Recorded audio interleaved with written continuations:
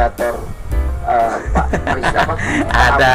Ada yang kepo pendapatan YouTuber Pak Ambo. Apa hanya untuk makan? Apakah Kita makan ikuti itu guys sampai sampai ratusan selesai. juta? Apakah pekerja yang untuk dikerjakan sama Pak Ambo untuk mengawasi terkait buaya-buaya ini, Mbak? Karena begitu banyaknya uang yang diterima, setidaknya masyarakat tersebut harus ikut andil merasakan rezekinya dari buaya Rizka dong. Ya mungkin begini, kalau untuk pengawasan, kalau menurut saya sih cukup Pak Ambo saja gitu. Tapi saya tertarik bertanya kembali soal pendapatan dari konten kreator Pak Riz Pak Ambo ini melalui channelnya Fitriani Rizka ini, Mbak. Kemana sih, Mbak, menurut Mbak uangnya gitu? Apa hanya untuk makan? Apakah makan itu sampai ratusan juta per bulan? Ya Untuk buaya begini ya, Rizkanya. kadang kita tidak tahu ya, sifat manusia ini kadang ada yang pamer dan ada yang tidak. Dan Ya. sifat manusia ini kadang ada yang meninggi dan ada yang merendah. Oke. Nah, Saya setuju, Mbak. kadang kita tidak tahu ya, mungkin dia membantu juga tapi dia tidak menampakkan diri, tidak membanggakan diri, itu kita Iya. tidak tahu.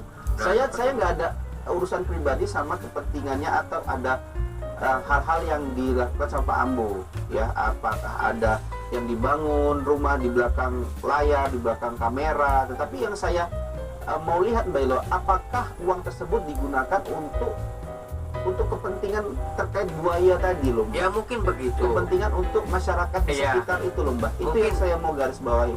Apapun terkait dengan pemeliharaan atau adanya pekerja terkait buaya, penjagaan, pemeliharaan, pemberi makan, kan Pak Ambo semua yang ngerjain loh, Mbak. Iya, Saya benar. tidak ada melihat Pak Ambo membangun sesuatu Ya, untuk inilah kepentingan begini ya. terkait buaya ataupun sungai di daerah Sekarang tersebut. begini, karena berhubung mungkin ya buaya Rizka saat ini tidak di lokasi tersebut, mungkin ya Pak Ambo ini jadi tidak lagi berpikir bagaimana untuk membuat memikirkan lokasi di mana cocok Tapi tempat. Mbak Hilo dari tadi muter-muter, saya mau tanya sekali lagi, kemana kekayaan Pak Ambo? Mbak Hilo bisa tahu nggak itu?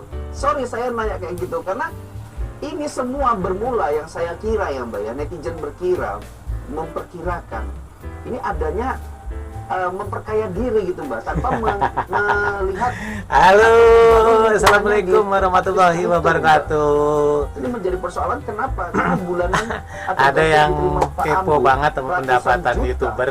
tapi tidak ada sumbangsi Di sini yang kesejahteraan, sedang kesejahteraan sekitar, dibicarakan pemeliharaan adalah sekitar. Itu loh yang saya mau garis di bawahi. penghasilan Pak Karena Ambo. begini, tidak tahu juga ya. Kepo banget orang. Situasi di sana begitu ya. Iya. Karena kan kita sudah pedolokasi. Sampai sejauh itu Nah. menanyakan pendapatan Pak Ambo untuk apa saja, gitu loh. Ya apa kepentingannya menanyakan ke penghasilan Pak Ambo? Lah Pak Ambo itu ya penghasilannya pure buat Pak Ambo. Kalaupun dari awal kan Pak Ambo memang memperhatikan khusus Rizka. Nah, sampai melebar ke masyarakat. Loh, sementara Pak Ambo sebelum Pak Ambo melakukan perhatian terhadap buaya Rizka di situ, tak ada yang mau memperhatikan buaya di situ. Giliran Pak Ambo sudah sukses, masa Pak Ambo harus bersusah payah untuk memberikan hasil keringatnya kepada orang lain? Ya tentunya pendapatan dari AdSense Pak Ambo kan sudah dikembalikan ke Rizka, yaitu dalam bentuk makan Rizka. Coba dihitung-hitung itu dalam satu bak itu berapa itu, ya kan? Kalau kita belanja ayam, satu ekor ayam aja udah paling murah 30.000. Nah, kalau satu bak itu bisa ada 7 ayam aja, 7 ayam, 30 kali 7, lumayan lah, dikalikan sebulan berapa, sedangkan AdSense-nya Pak Ambo berapa duit. Nah, emang tahu dia penghasilannya Pak Ambo, ya kan? Untuk yang nanya ini, apakah dia tahu penghasilannya Pak Ambo? Belum tentu tahu ya. Nah, coba kita cari tahu dari mana dia tahu penghasilannya Pak Ambo. Kalau memang Pak Ambo itu katanya mendapatkan AdSense itu gajian YouTube katanya bisa ratusan juta. Dari mana dia dapat data itu? Coba kita lihat, tengok ya.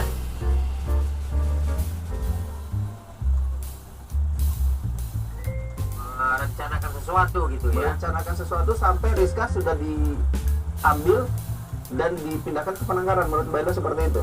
Ya, saya rasa sebelum seandainya kejadian ini tidak Tapi tuntutan tadi yang saya bilang, Mbak, untuk melestarikan lingkungan daerah tempat Rizka, membatasi dengan pagar untuk keamanan dan perlindungan untuk warga, ya, dan memberikan pekerjaan bagi warga sekitar terkait pengamanan buaya dan lain-lain, ya, karena semua bersumber dari pendapatan terkait buaya gitu kan. Itu menurut Mbak Elo setuju nggak sih?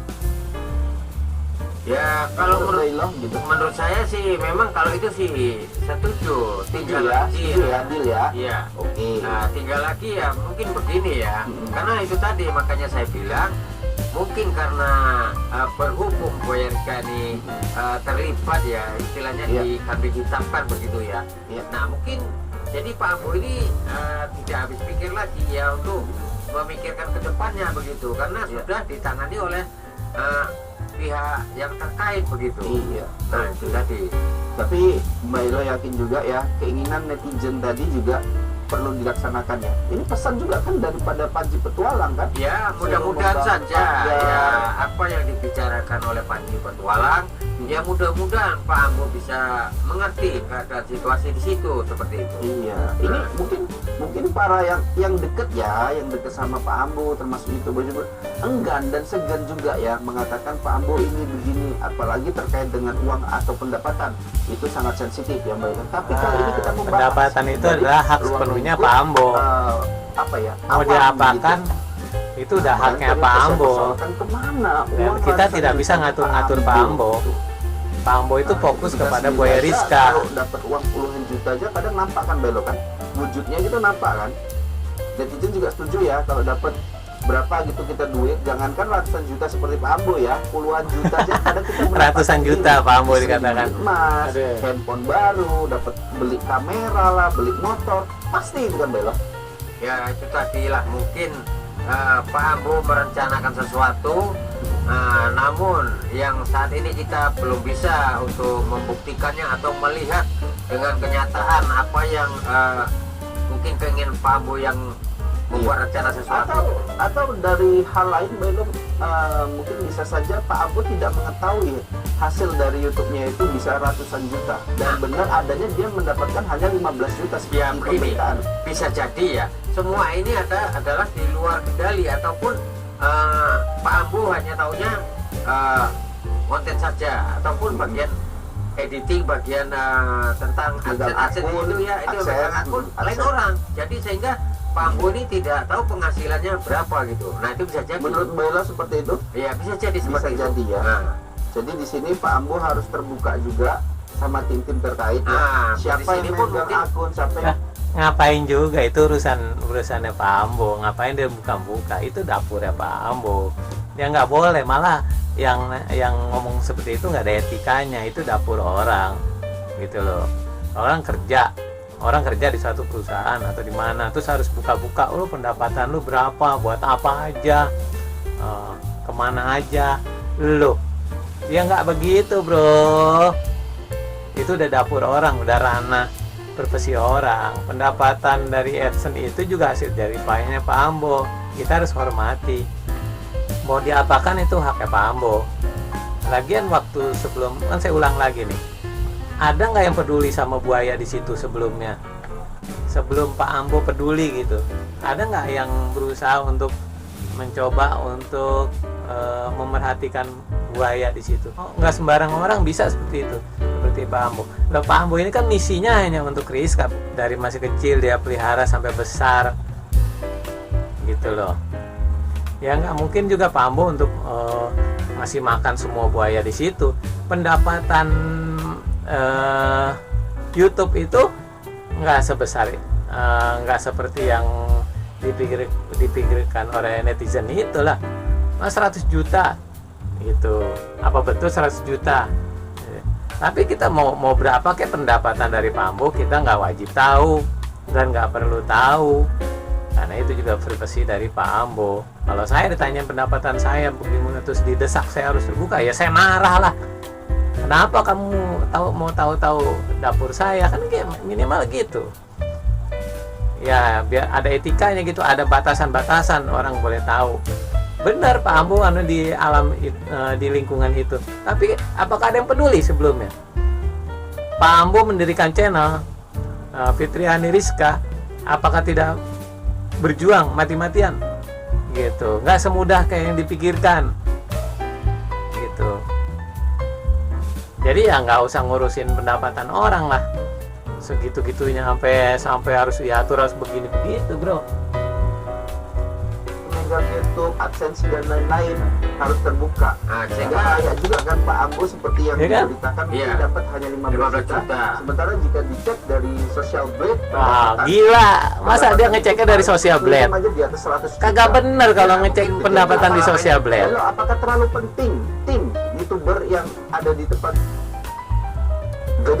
Jadi ini teori yang kita sampaikan, apakah memang benar Pak Ambo ini tidak tahu menahu penghasilannya dari YouTube gitu, karena jarang sekali kita melihat Pak Ambo ini membangun sesuatu yang sifatnya massal untuk kepentingan buaya di sekitar situ gitu loh. Ya, sifatnya massal.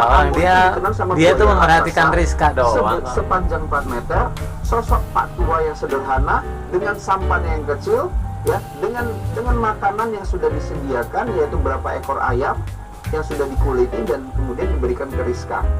Ya, kita nggak mengenal Pak Ambo itu dengan sosok yang sering membangun, ya, sering membeli benda-benda mewah, ya kan? Kita nggak pernah mendengar itu bahkan.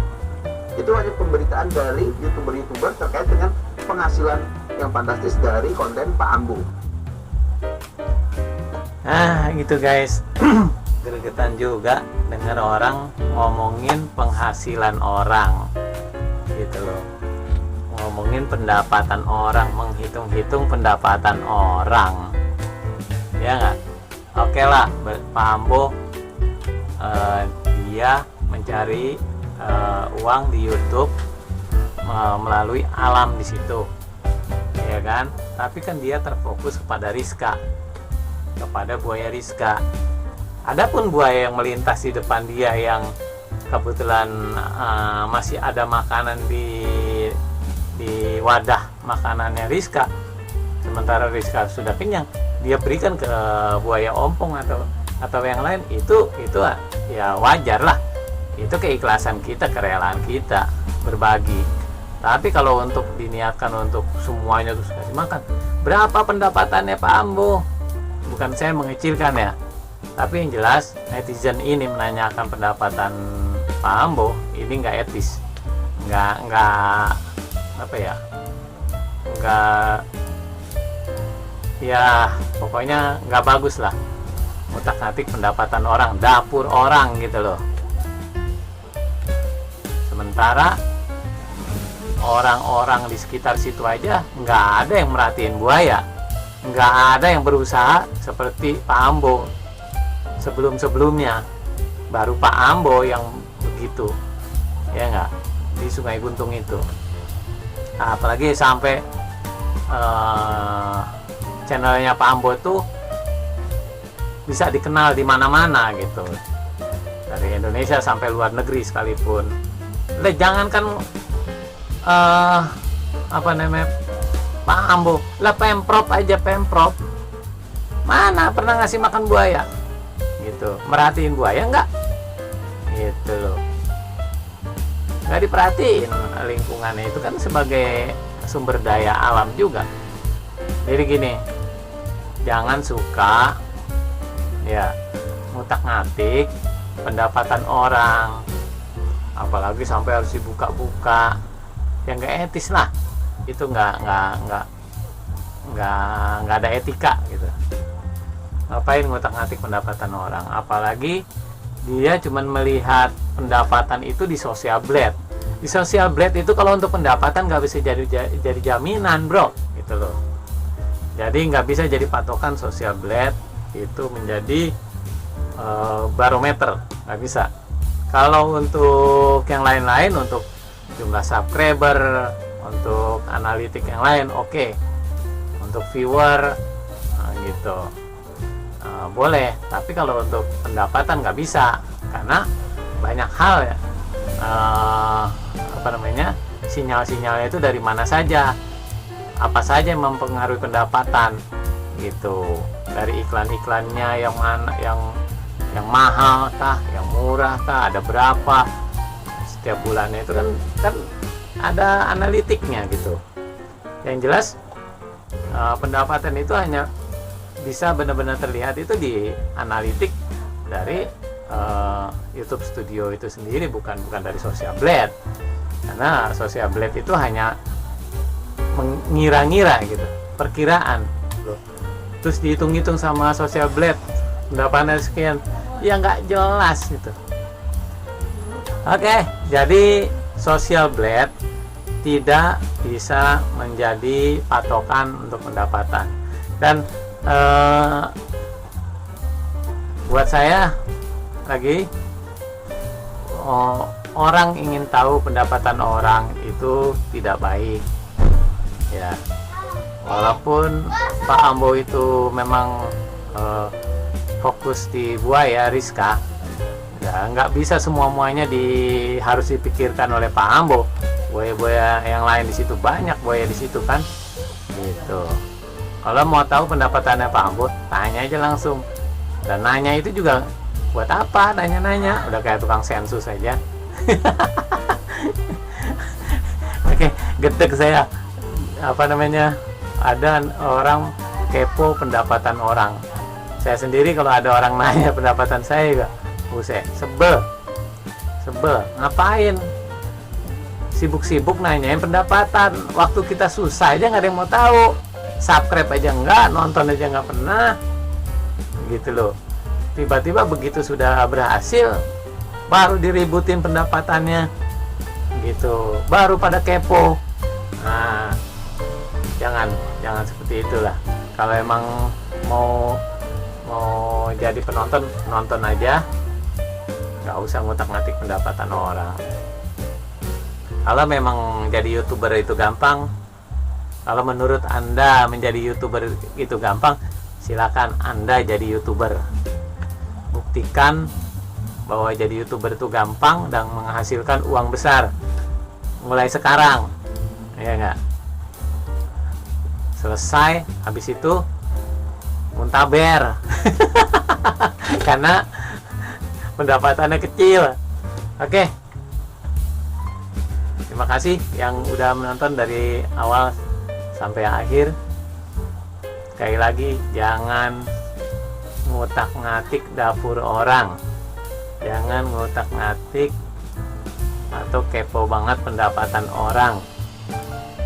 Oke, itu aja. Terima kasih. Wassalamualaikum warahmatullahi wabarakatuh.